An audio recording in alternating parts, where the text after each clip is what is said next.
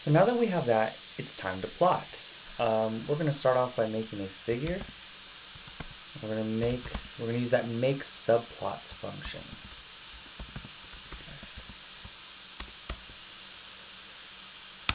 And to work with that, we're going to use the add trace, which essentially we have a blank slate right now. We're adding data points to it. Add traces. And we're going to use that that function that we had up here, the graph objects, which we had as go. We're going to make it a scatter plot.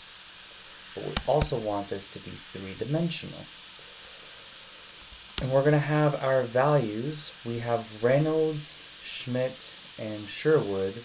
So we're just going to make x equal to the Reynolds. We're going to make y equal to the Schmidt. And then we're going to make z equal to the Sherwood. Now, the mode we're going to work with, we're going to use markers. And those essentially points, markers that we can work with. We're going to make the size larger. So we're going to make that the size is equal to, we're going to do 5. And then we want the marker line color.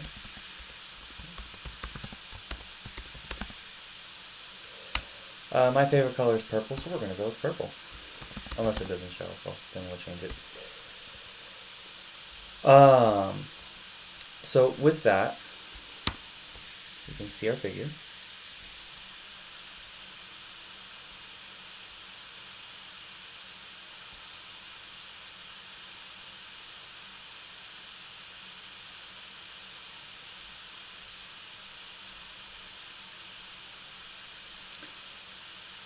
We can see our figure.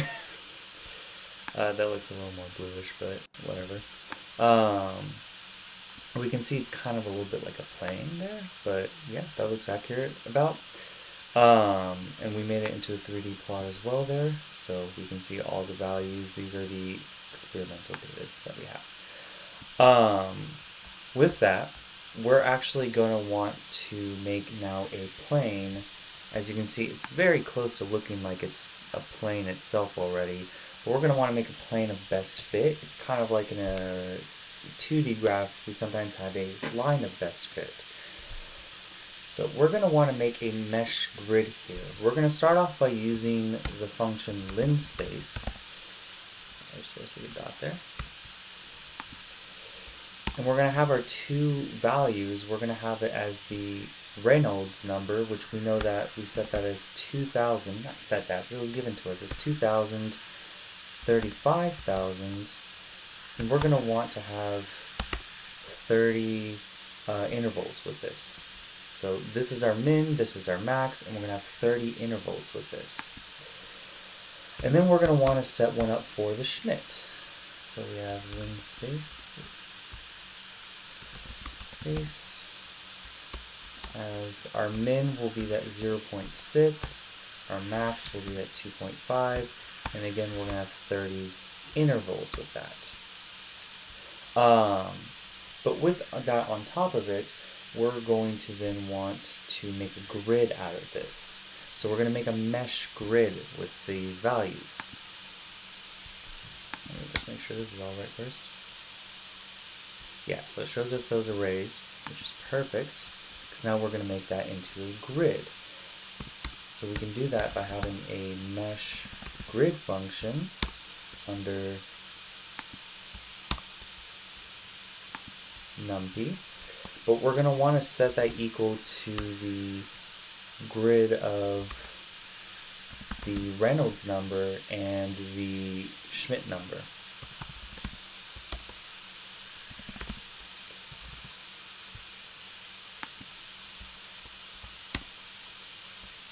There we go.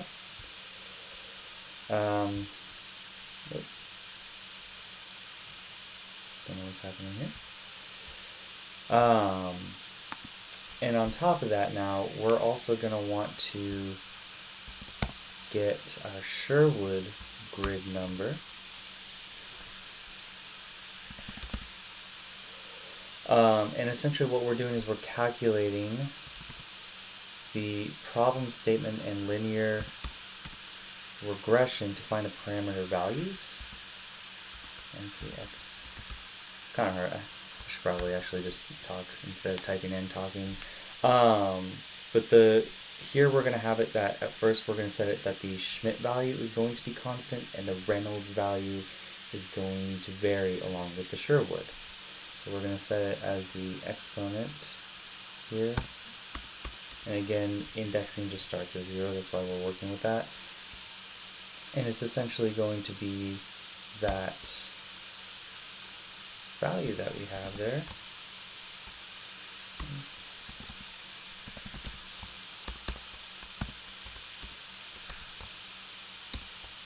Oops. And then we're going to have that multiplied by Schmidt grid power of, I'm just in case gonna, no, I think we'll be fine.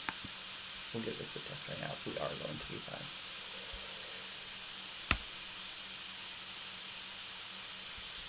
Yeah, we were not fine. Just one moment.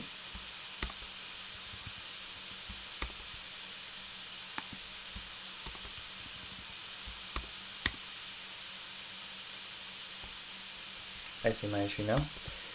We have that there, we put in an extra one. I forgot to add that to the end of that. Found my last issue, add an extra one right here. There we go, now it's working fine. Next what we're going to want to do is we're actually going to want to use a zip function, and it's going to combine all three variables of the Reynolds, the Schmidt, and the Sherwood, and we can then calculate the Reynolds and Sherwood to the fixed values of that Schmidt. So we're going to set it as the values of I, J, and K. I'm going to use zip. I'm going to have I be the grid, Reynolds grid, Schmidt grid, and the Sherwood grid. And remember, these are all on the fixed value of that Schmidt. And we're going to now change it that the figure is going to add these values along that fixed Schmidt grid. And scatter 3D. But now we have it that x is equal to that I. We're going to have it that y is equal to that j. We're going to have it that z is equal to that k. This time though, we're not going to have the mode we had up here, where we had markers. This time we're actually going to have lines in this. So mode is equal to lines. And the line color, since this is kind of a whiter background, I'm going to choose a black line color. It's equal to black.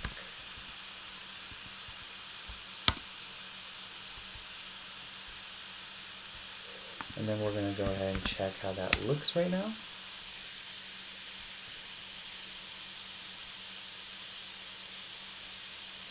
Sorry, it takes a bit for it to graph.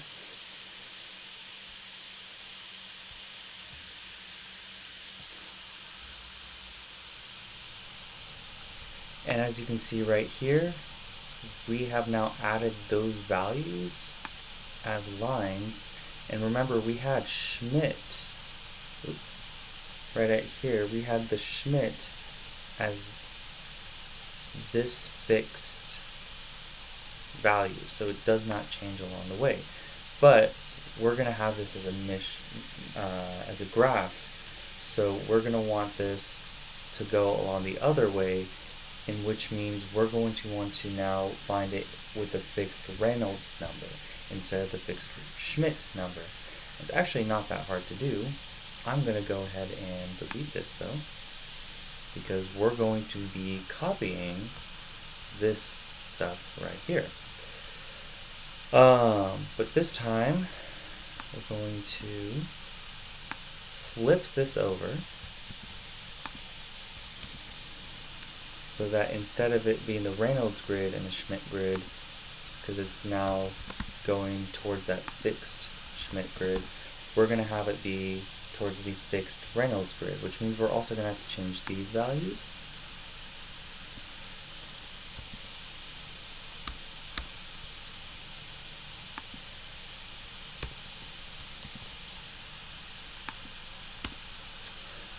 And then we can also go ahead and just copy the rest the same way.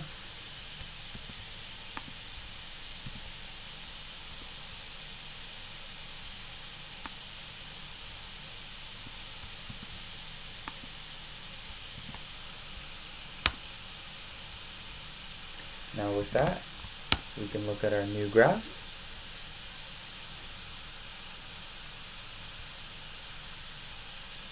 Again, I apologize, it takes a bit.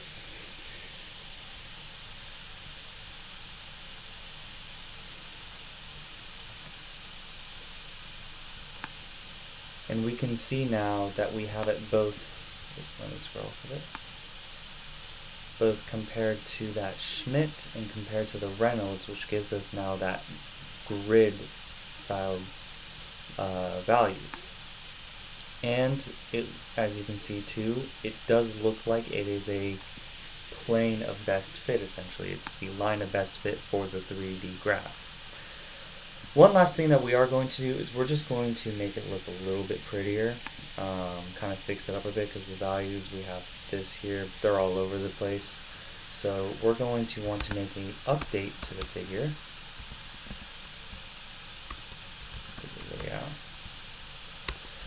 We're going to want to make the width equal to 800.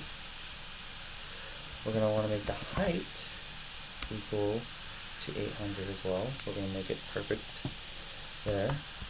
We're going to make it that these legends, we don't need those there, so we're going to set that equal to false.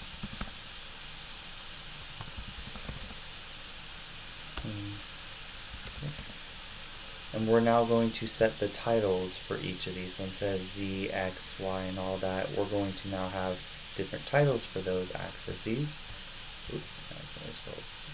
Really far out. Too close.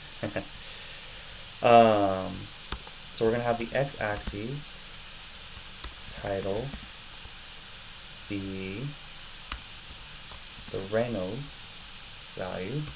The y-axis title is equal to the Schmidt. And lastly, the z-axis, not capital, z-axis title is equal to the Sherwood.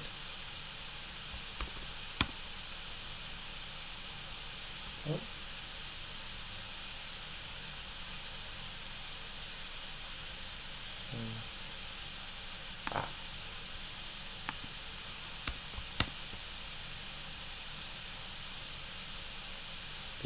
Update.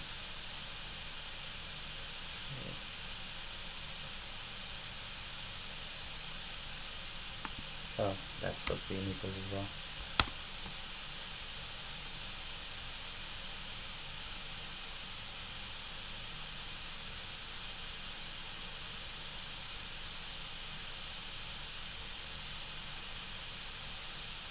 There we go. Now we have it all down.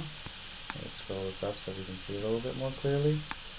Again, we have all those values as we showed before, but this time now we have the Z. We can see that as the Sherwood. Y, we can see that as Schmidt. X, we can see that as the Reynolds. We have all the values well shown through here, and it flips over perfectly well.